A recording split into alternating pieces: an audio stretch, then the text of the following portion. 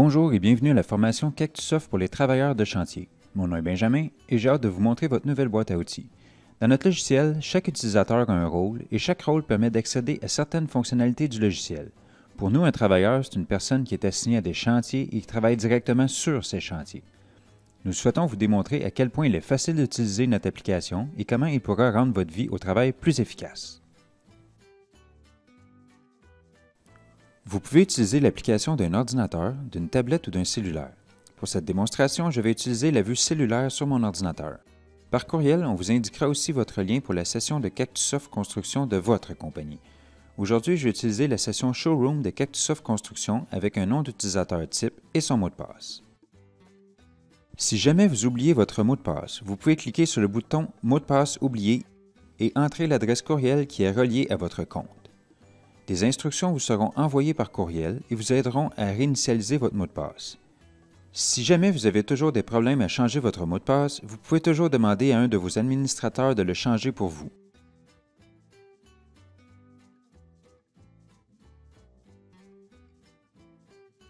Voici la page principale de l'application. Si vous voulez changer la langue du logiciel, vous pouvez cliquer sur le menu Tiroir et sélectionner Display in English.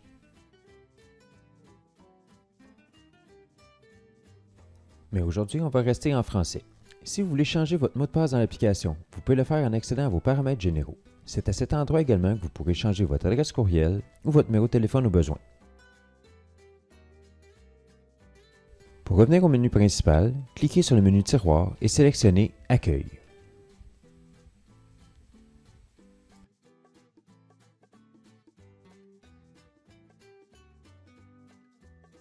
En tant que travailleur, vous allez recevoir une notification de l'application vous invitant à consulter votre horaire. Si vous n'avez pas installé l'application sur votre cellulaire, ce sera alors un message texte avec un lien pour se rendre à la page de la journée sur votre navigateur web. Dans les deux cas, en cliquant dessus, vous arriverez à la journée de l'horaire en question. Nous voyons donc demain. Je dois confirmer ma présence ou sélectionner « J'ai un conflit » si j'ai un empêchement. Mon contremaître va recevoir une notification lorsque tous les membres de l'équipe auront répondu, une notification si un membre de l'équipe a un conflit. Même chose pour le répartiteur. Onglet Mes chantiers. Il existe deux sections. Nous allons débuter par la section Horaire et nous reviendrons à la section Poinçons plus loin dans cette vidéo. Lorsque nous allons dans Horaire, nous sommes toujours en date d'aujourd'hui. Si on veut changer de date, on peut y aller soit en cliquant sur Aujourd'hui et cliquer sur la journée que l'on veut dans le calendrier, ou bien on peut faire glisser vers la droite avec notre doigt pour voir la journée d'hier ou glisser vers la gauche pour aller voir demain. On voit ici que votre horaire de travail n'est pas publié, ce qui veut dire que le répartiteur n'a pas encore préparé l'horaire de cette journée. Dès qu'il aura publié l'horaire, vous recevrez une notification mobile ainsi qu'un courriel pour vous indiquer que votre horaire est prêt. Revenons à Aujourd'hui. Tout en haut se trouve la section Messages contenant un message d'intérêt général envoyé à tous par les répartiteurs. C'est le même qui se retrouvait dans le courriel de l'horaire reçu la veille. Si aucun message n'aurait été soumis par les répartiteurs, il n'y aurait pas eu cette section. On voit que j'ai deux chantiers, comme c'est inscrit dans mon horaire par courriel. Le premier se nommant Façade Hôtel de Ville pour le chantier 1001-001. On voit ici une icône qui m'indique le type d'activité, le statut du chantier. On voit qu'il est à faire car ni moi ou un membre de mon équipe n'a encore indiqué qu'il avait débuté. On voit aussi qu'il est prévu à 7 heures pour une durée estimée de 4 heures. On voit ensuite les détails à savoir qui a confirmé sa présence. Le bonhomme avec un crochet désigne « Confirmé ». Le bonhomme avec un X désigne « Les conflits » et les points d'interrogation veut dire « En attente de confirmation ». On voit la note de la journée laissée par le répartiteur à notre équipe. Comme le message d'intérêt général, il se peut qu'il n'y ait pas de note de la journée. Je vois que nous sommes 3, 2 jours grâce au soleil, et qu'il y a des plans à consulter dans le projet car l'icône du compas est présente. En dessous, on voit mon deuxième chantier qui est prévu à midi. Commençons par aller dans le premier chantier en cliquant dessus. En haut à gauche, c'est la flèche pour revenir au menu précédent. À droite se retrouve le trombone pour la documentation du projet. On va y revenir tout de suite après. Si on glisse vers le haut, on voit alors les informations du chantier mais de façon plus détaillée. Le nom du chantier, le numéro du chantier, le statut du chantier. L'adresse est cliquable. On peut ouvrir l'application de carte installée sur votre cellulaire, que ce soit Plan ou Google Maps, et savoir comment se rendre au chantier. On peut ensuite revenir sur l'application en cliquant sur le bouton en haut à gauche. On voit la date de la journée, le type d'activité, l'heure de début, la durée estimée, le moment de la journée, le compas pour des plans, la convention collective en lien avec le chantier et la confirmation de présence. La description vient du projet, donc de refaire la toiture sur les 4 façades. On comprend que le projet prend plus d'une journée vu son ampleur. On voit également la même note de la journée que tout à l'heure. Si on continue à faire défiler vers le bas, on voit les formulaires planifiés de la journée, des formulaires spontanés au besoin, ma feuille de temps, la fiche contact pour mon équipe et les contacts de ce chantier comme le chargé de projet et les contacts chantier. Disons qu'on veut rejoindre un membre de notre équipe et on veut l'appeler. On peut le faire directement du logiciel. Les usagers avec des étoiles en or à côté de leur nom, ce sont les chefs de groupe. Ceux avec une étoile grise, ce sont les chefs d'équipe. S'il n'y a pas d'étoile, ce sont des travailleurs. On peut appeler ou texter en cliquant sur les 3 petits points et en sélectionnant la bonne option. Au besoin, on peut appeler d'autres membres de son équipe ou un contact du chantier. La beauté de la chose, c'est que nous n'avons pas à avoir le contact déjà dans notre cellulaire, car il vient du dossier des employés ou des fiches clients. En plus, si un numéro de téléphone est changé dans l'application, il va être à jour quand vous en aurez besoin. De plus, c'est à cet endroit que je peux consulter mes formations et accueils dans l'application. Je peux voir celles qui sont actives et celles qui sont expirées.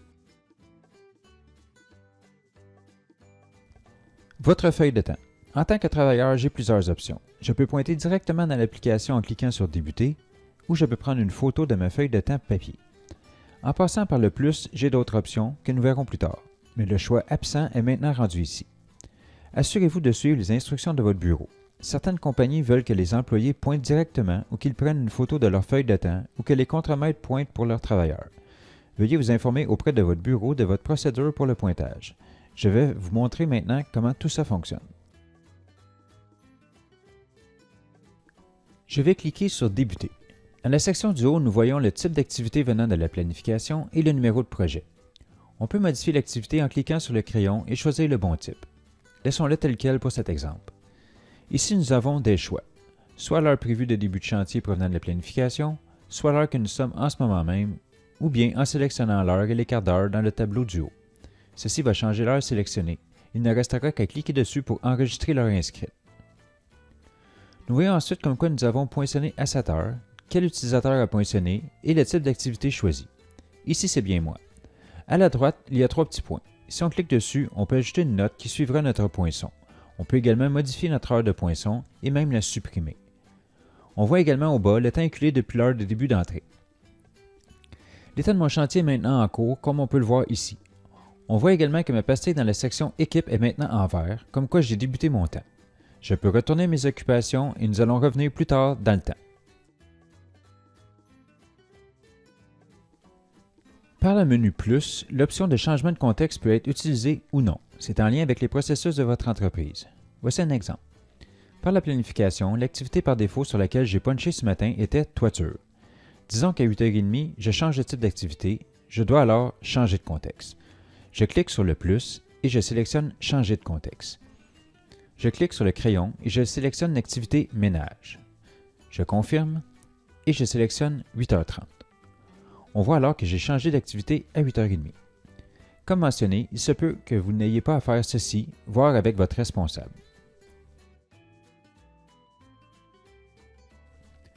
Par le menu Plus, il est également possible de marquer les pauses. Cette fonction est optionnelle et ne coupe aucun temps sur votre journée.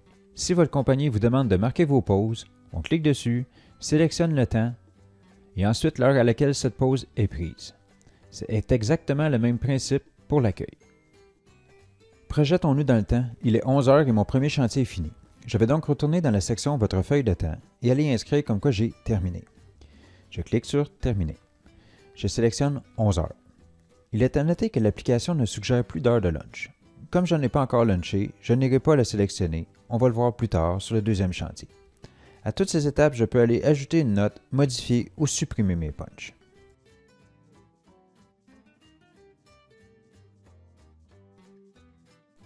La section Poinçon est en lien avec le punch sans voir tous les détails de la section Horaire en lien avec les chantiers.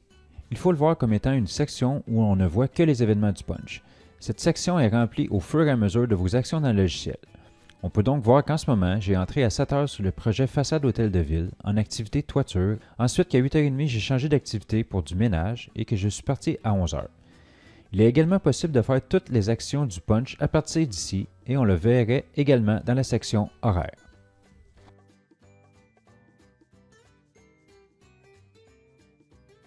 Autre saut dans le temps, il est midi, je suis arrivé sur mon deuxième chantier. Allons cliquer sur mon deuxième chantier et allons dans la section Votre feuille de temps. Je vais cliquer sur Débuter et je sélectionne midi. On voit alors que l'application détecte qu'il y a eu du temps de transport entre mon chantier précédent qui avait fini à 11 heures et mon temps d'entrée de midi. Effectivement, je me suis rendu sur mon deuxième chantier. Je vais donc cliquer sur Transport.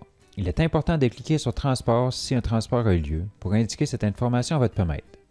Ensuite, je pourrai indiquer que j'ai pris mon lunch de 30 minutes à 11h30. Je ne montrerai pas la suite car c'est exactement le même principe que le premier chantier. Je ne voulais vous montrer que les temps de transport et le dîner.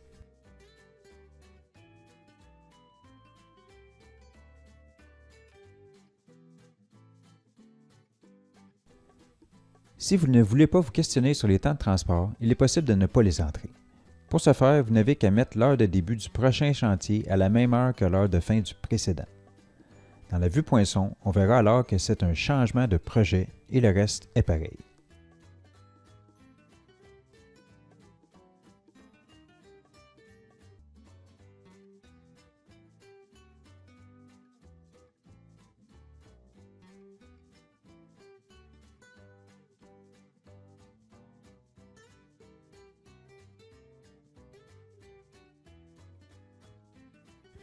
Tout au long de cette formation, vous avez vu que nous pouvions modifier ou supprimer des choses dans l'application.